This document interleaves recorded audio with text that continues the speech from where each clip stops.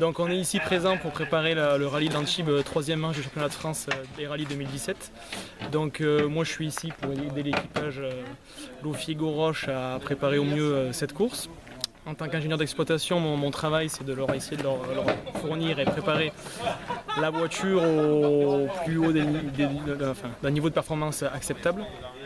On a fait encore une bonne séance d'essai, je pense que tout le monde est content.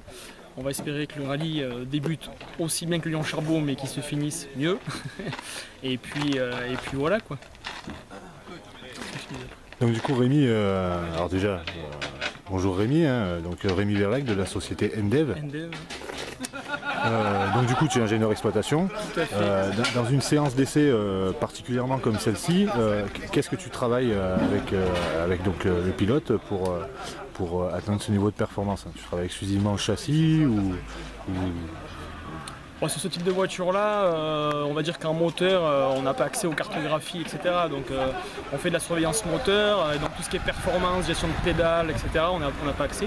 Donc c'est vrai que là-dessus c'est assez limité. Donc oui, on fait exclusivement du châssis, avec de la gestion pneumatique, amortisseur, barre anti-roulis, ressort, hauteur de caisse. Il y a déjà de quoi faire avec différentiel en plus. Donc tout ça c'est limité par ce qui est homologué par le constructeur. Donc après, la façon de travailler dépend de l'équipage et de la manière dont on travaille avec l'équipage. Donc aujourd'hui, cette année, je suis l'équipage toute la saison. Donc l'avantage, c'est qu'on essaie d'avoir un fil directeur de rallye en rallye. Donc on a une manière de travailler qui marche assez bien depuis 2 rallyes. Bon, en tout cas, le résultat a été assez sympa. Lyon-Charbot, malheureusement, ça s'est terminé assez prématurément, mais la pointe de vitesse était bien là. Donc on va espérer qu'à l'Antibes, ça continue. On est parti sur une base de setup qu'on connaissait. On a fait évoluer ça pour avoir une voiture qui correspond à l'équipage. Aujourd'hui, on est arrivé à un choix de setup qu'on va devoir définir avant le rallye, donc d'ici demain. Pour ça, on a les caméras et les acquisitions de données qui vont nous aider à faire un choix pour le début du rallye.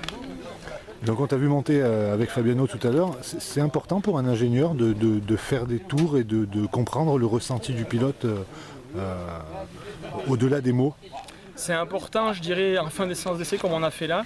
C'est-à-dire que tout le cours de la séance d'essai, on laisse l'équipage, parce que le copilote a aussi son rôle à jouer dans cette phase-là, parce qu'il a quand même un ressenti. C'est vrai que moi j'aime bien avoir les 2 avis. On les laisse évoluer dans leur direction, et en fin de séance d'essai dans la dernière run, j'aime bien monter pour valider ce qui a été fait, et finalement gommer les derniers petits détails qui peuvent gêner. Comme là, si on prend le cas aujourd'hui, moi j'ai un avis sur le setup qu'on doit définir, mais je ne suis pas sûr qu'il est mieux techniquement, mais pour la façon de conduire du pilote, je ne suis pas sûr que ce soit le mieux. Donc il va falloir qu'on regarde si c'est vraiment plus vite sur la base qu'on avait là.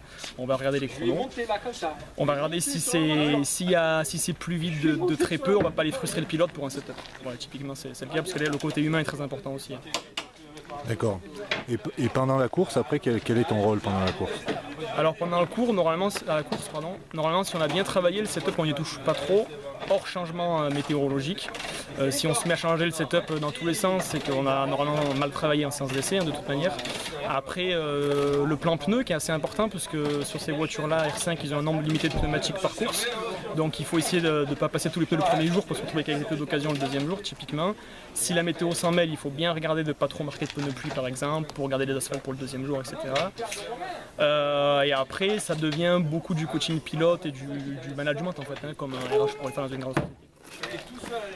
Et du coup, un peu plus particulièrement sur toi, tu travailles exclusivement en championnat de France ou tu fais... Alors le championnat de France, c'est la première année que je vais le faire complètement avec cet équipage-là. En fait, je viens du rallycross moi personnellement, et depuis 3 ans, je suis venu un peu en rallye, et donc je travaille essentiellement en WRC et en ERC, en fait, pour des équipages, des jeunes équipages qui sont destinés à être des futurs bons, on va dire, et sur des voitures type R5. Donc la Fiesta est une voiture que je connais maintenant, puisque c'est plusieurs rallyes que je fais avec, mais je suis plus souvent essentiellement sur des PSA. D'accord. Et tu fais encore du rallycross? Du rallycross, j'en fais, mais très peu. Cette année, je fais que 2 courses, par exemple, par faute de temps, malheureusement. D'accord. Merci Rémi. Merci à vous.